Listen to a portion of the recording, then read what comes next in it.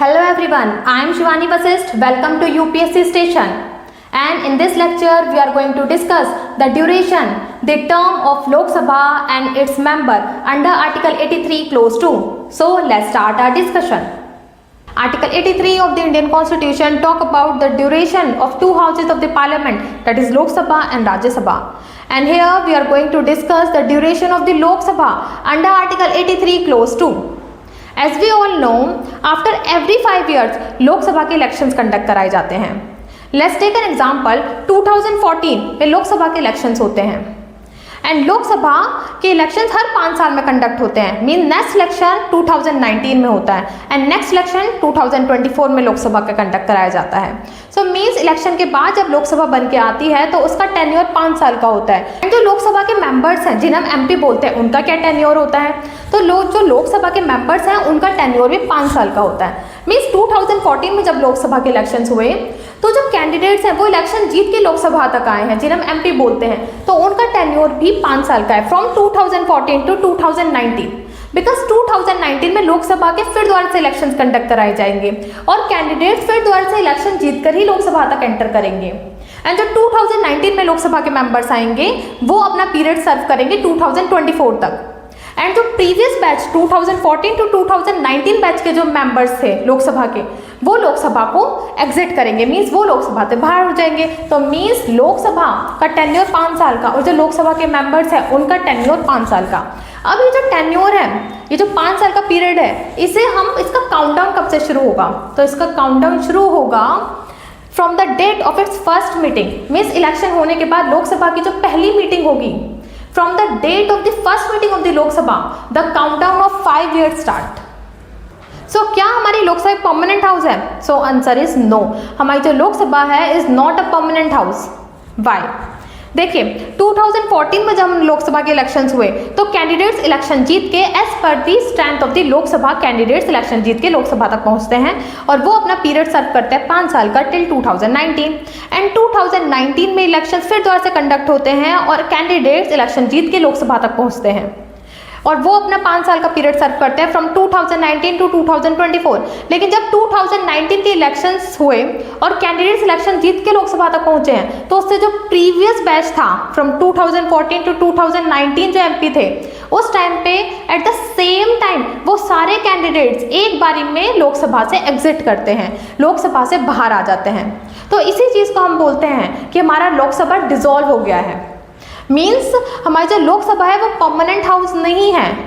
Because इसमें जो candidates हैं वो एक बारी में सारे आते हैं और एक ही बारी में सारे बाहर जाते हैं.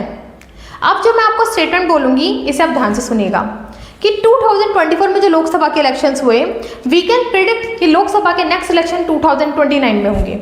अब आप ये सोचेंगे कि मैंने प्रिडिक्ट वर्ड क्यों यूज़ किया. मीन्स जब हम बोल रहे हैं कि लोकसभा का टेन्योर 5 साल का है, तो 2024 के जब लोकसभा के इलेक्शंस हुए तो नेक्स्ट इलेक्शन 2029 में होंगे. बट प्रिडिक्ट इसलिए है क्योंकि ये 100% श्योरिटी नहीं है कि लोकसभा के इलेक्शन नेक्स्ट 5 साल बाद ही होंगे, क्योंकि यहाँ पे कुछ ऐसे भी केसेस हैं कि लोकसभा अपने टेन्योर को कंप्लीट करने से पहले भी डिसॉल्व हो सकती है. That Lok Sabha can dissolve before completion of its term of 5 years and it happen particularly if government loses its majority. That creates instability in the government, and in this case the president can dissolve the Lok Sabha before completion of its term of 5 years.